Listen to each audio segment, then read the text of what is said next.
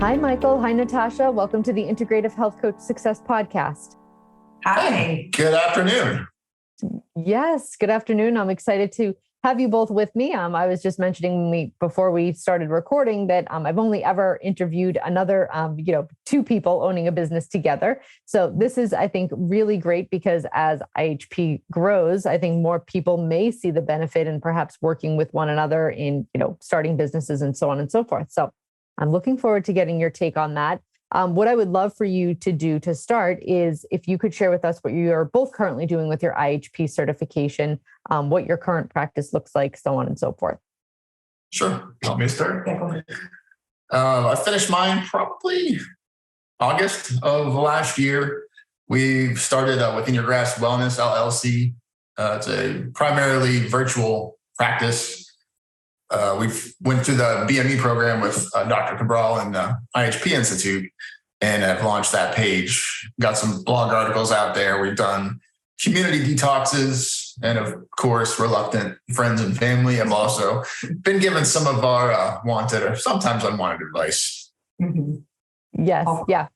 It's usually how friends and family end up getting it at first, but some of them, even when they don't think they want it, end up becoming some of the biggest, success stories. So it's always good to offer some unsolicited advice to those you love and trust. That's for sure.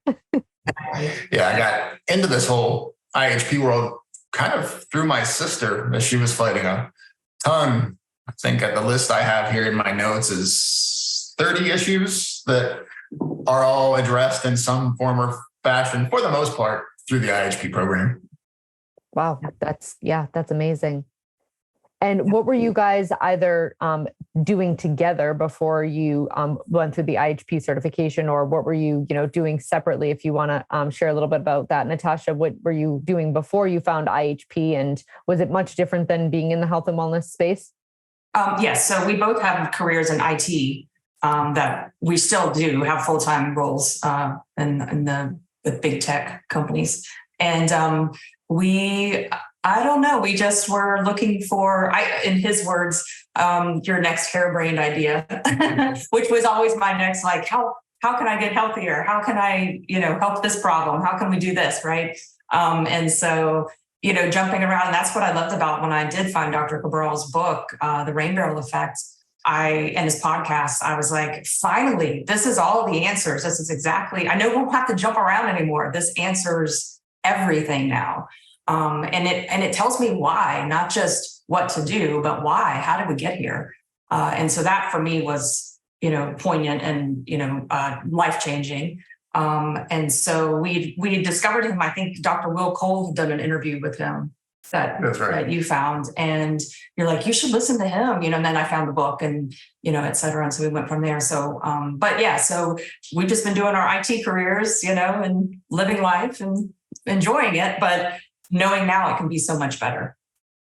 Yeah, absolutely. And I think why so many people feel the same way that you feel when they find Dr. Cabral is he doesn't make it so unattainable and understandable, for lack of a better word, that just the average person can't absorb it, understand it, put it into practice.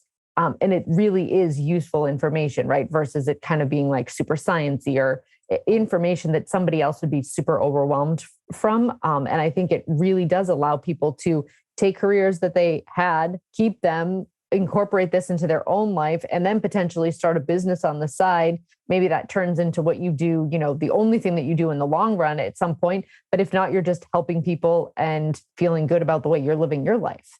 Exactly. Yeah, for sure. It's a great hobby job, I guess, as we, try to, get clients, get the social media presence. And it's something that's fun to learn because, if you had told 20-something-year-old me, which was a few days ago, about any of this stuff, I'd be really reluctant to not think it was hocus pocus. Mm-hmm. But, the more I've seen people helped, people getting off of methotrexate for RA and skin issues clearing up. And at the end of the day, for me, the whole conventional medicine's pill for every ill, we've all heard it. And it's palliative. And that makes a less sense to me now than it ever has.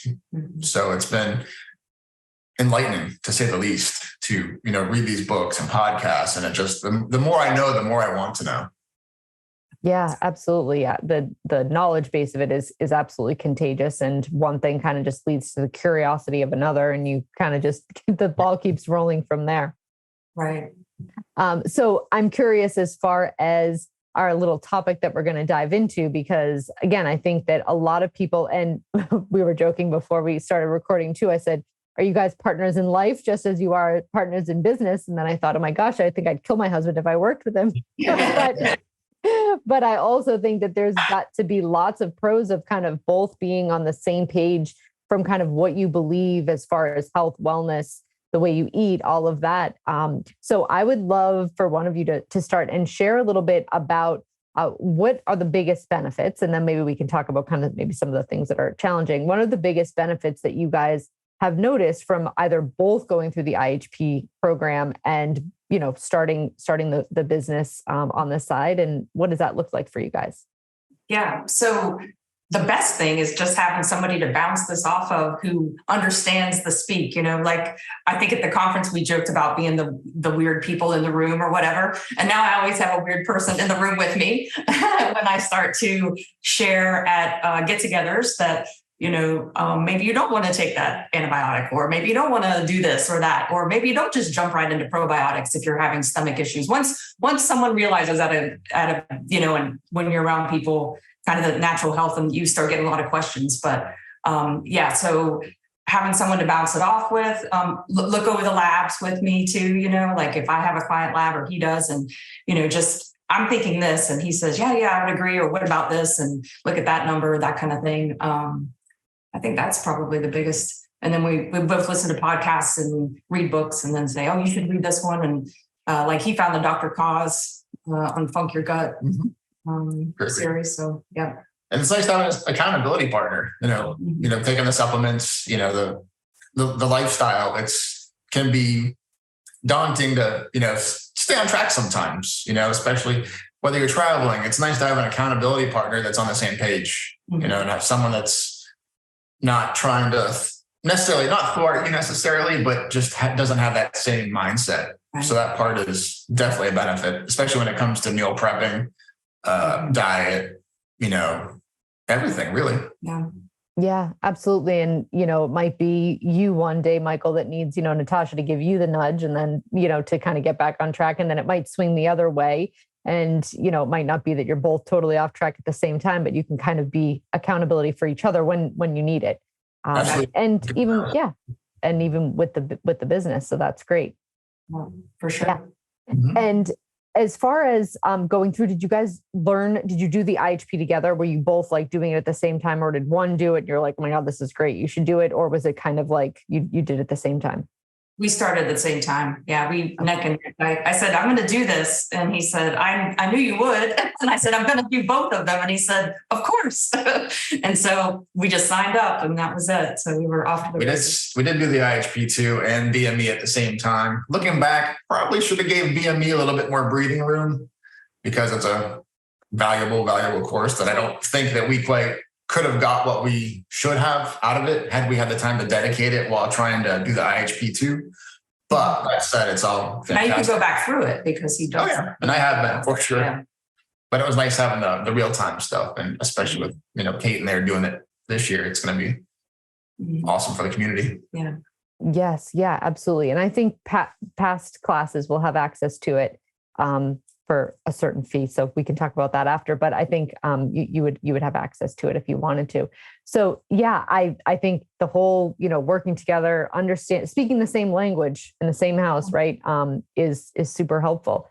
So as far as with clients, do you find that, like Natasha, you work with mostly women, Michael, you work with mostly men? Do you kind of have like your own niche within what you're doing as far as like under the umbrella of your business?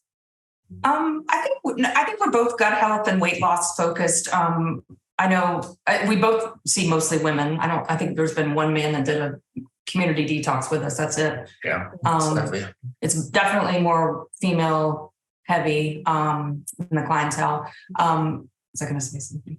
I tend to kind of skew towards, because of my sister's health issues, I've had the ability to, not only look at the stuff that the IHP Institute teaches, but also look into, the mycotox kind of profiles, and just trying to put that puzzle together has been kind of a huge step to go when you've just learned all the material and you're trying to keep it from seeping out, going in one ear and seeping out the other, going into it's not just someone that has like a rash or a brain fog, that's kind of where I was at. I'm like, I can always feel better, so let's give it a whirl. But trying to deal with everything that she's had to deal with, it's like, okay, I know this is important, but she's complex. Her case is complex. Yeah, she has to microdose the vitamins just so her body doesn't violently react. So it's crazy, because she's seen specialists in the conventional medical field.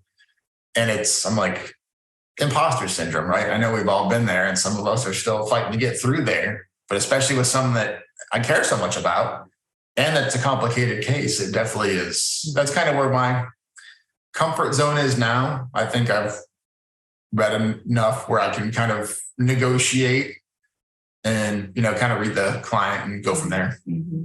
And I tend to work on mindset with mine a lot, because I seem to get women that,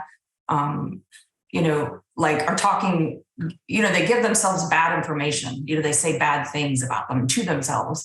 And so I'm often like, let's flip that. Let's talk about, instead of how your body's breaking down, how much your body's begging you for help. And let's make that beautiful body work even better.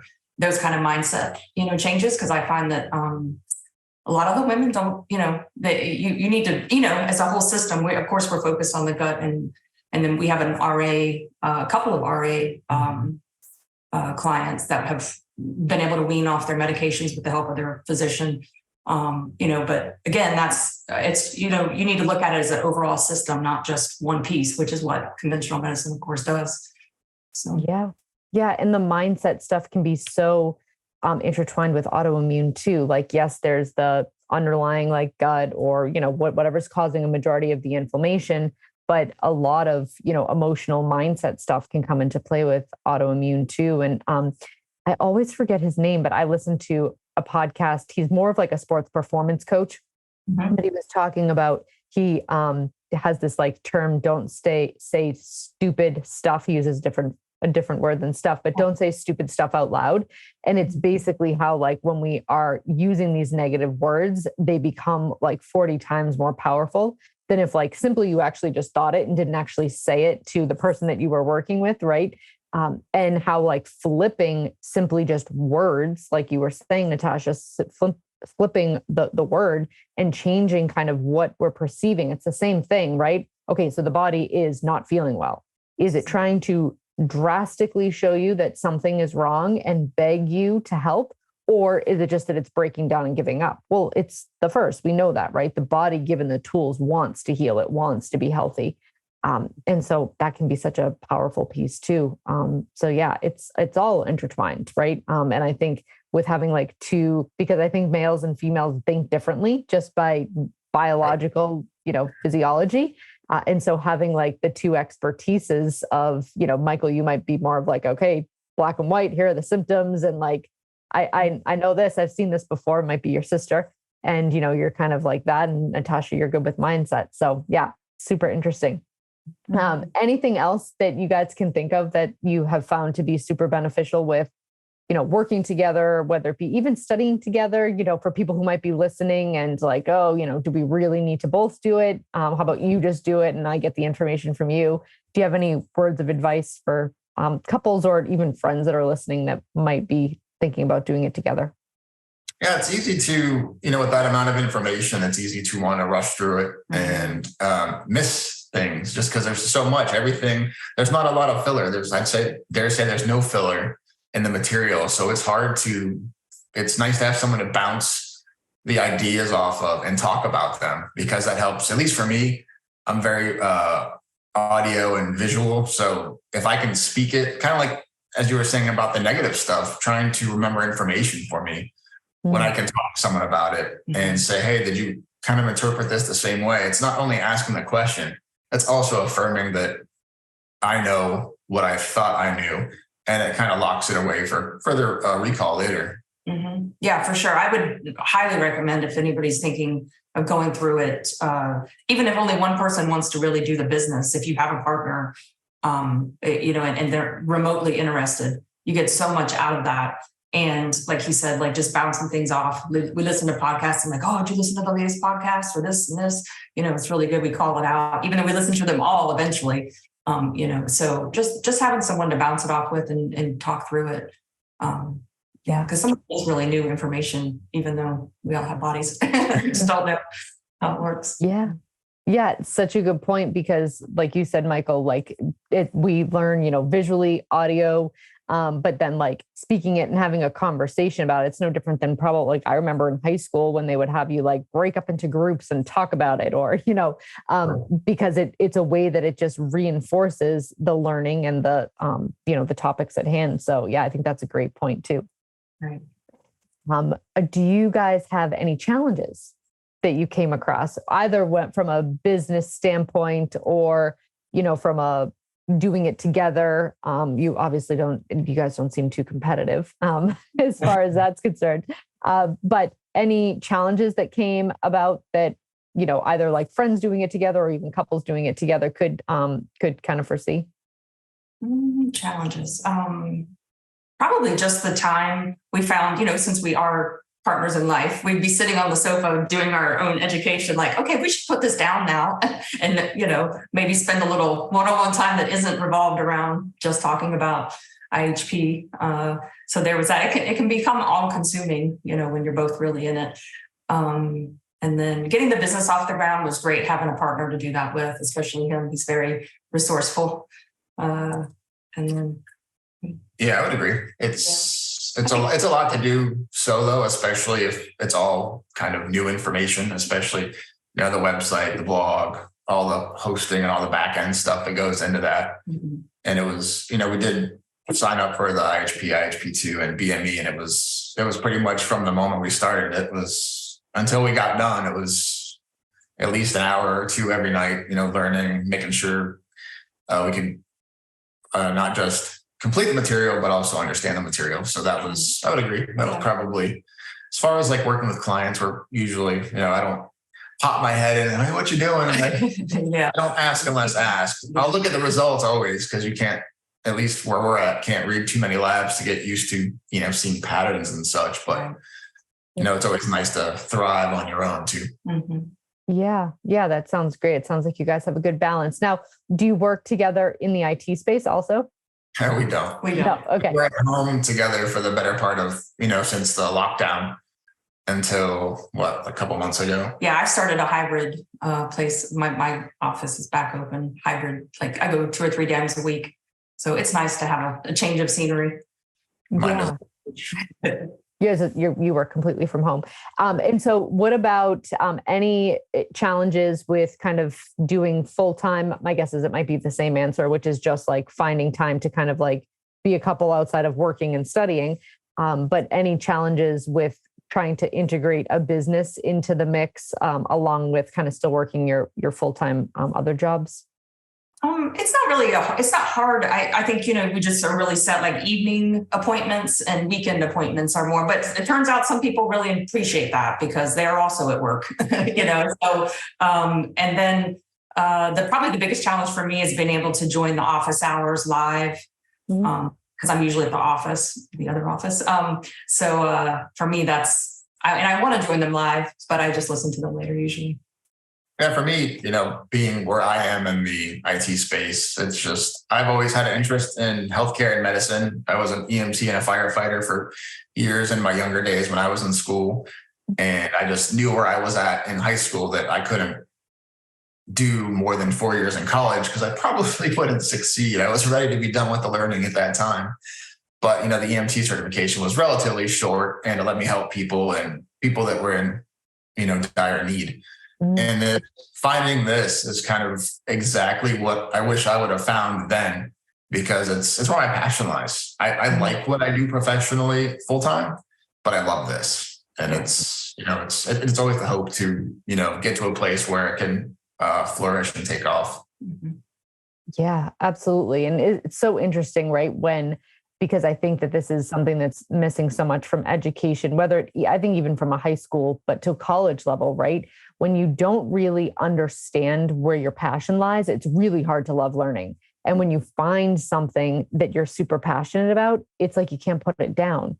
And if we taught kids to kind of tap into what they feel passionate about versus like putting such an emphasis on money or like just finding something, like, we're so worried about like, oh, you're not going to find anything, like, push, versus just like giving them the space to kind of really hone in on what makes me tick, what makes me feel good. Because I've heard this from so many people, like, oh God, I hated school. I wish I found this when like I was in college because I would have done so much better. Right.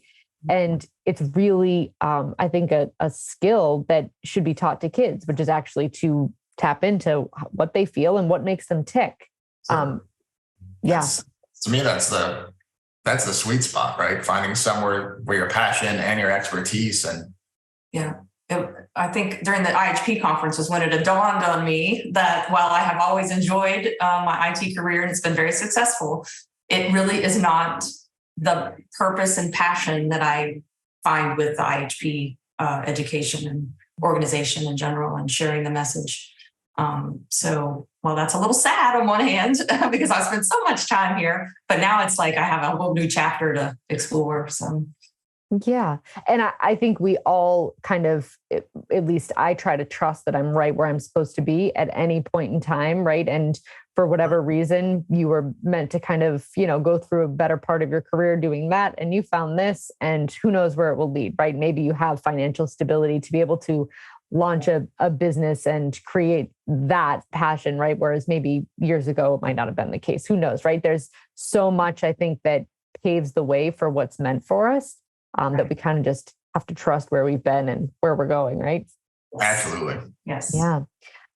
So if anybody was listening and they're like, oh, I was thinking about doing this, do you have any pieces of advice as far as whether it's a couple that wants to do it together, whether it's just one person? What have you guys found from doing the, IHP certification, having another full-time career, launching a business? Is there any kind of little nugget of advice that you would share with listeners?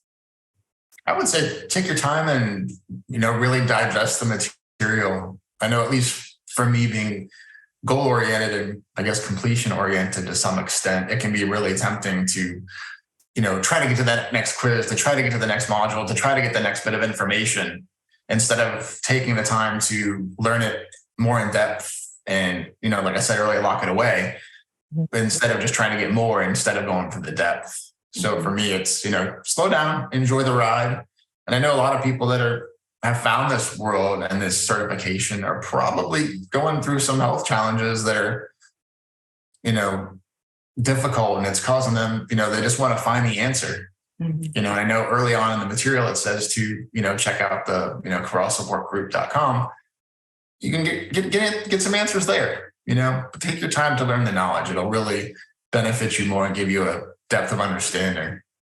Yeah. And I would say, don't be afraid to, and I know everybody says this and I didn't believe it then, but looking back, I'm like, don't be afraid to start helping people or offering to help people, whether you charge them or not, your friends and family. Like, I didn't tell anybody I was doing this until like halfway through IHP 2, because I was like, I can't help anybody. What do I know? And then I was working on myself and I was helping myself, and major things were happening and changing. And then I'm like, it's like you wake up one day and you're like, I do know things and this does work.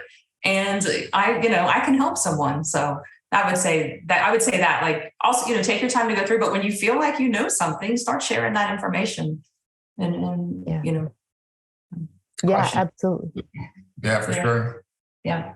Yeah. And it's sometimes done is better than perfect, right? Like if we're waiting for it to be perfect, we'll never start. So in a sense, just getting the material and going through it.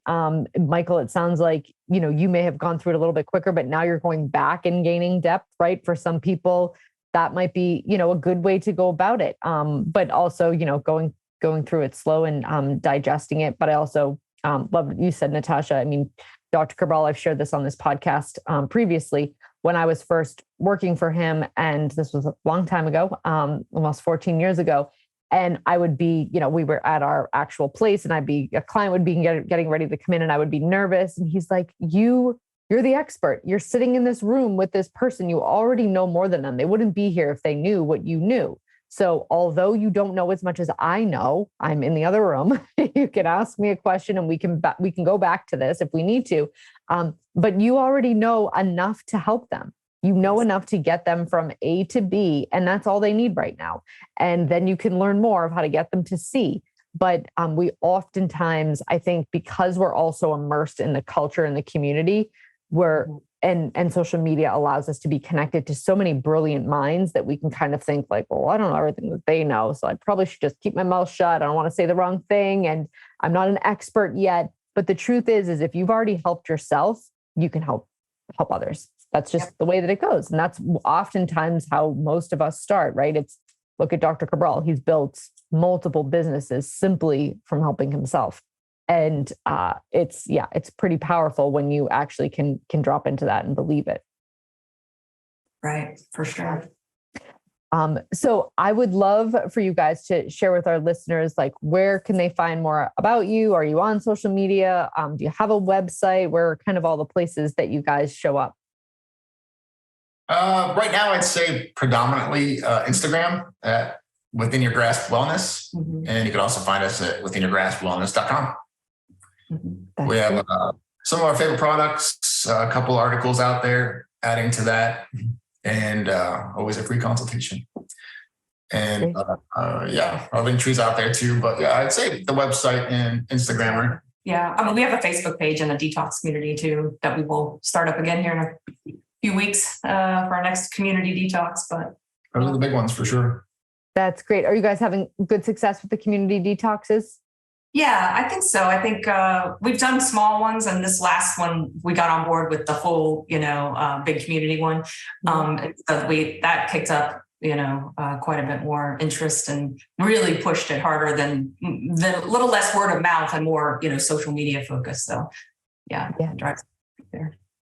That's great. Thank you so much for being guests on the Integrative Health Coach Success Podcast. This was so fun, and I appreciate you both being here and sharing a little bit about your story. All right. Thank you. Thanks for the invite. Yeah, of course. Take care. You too. Bye.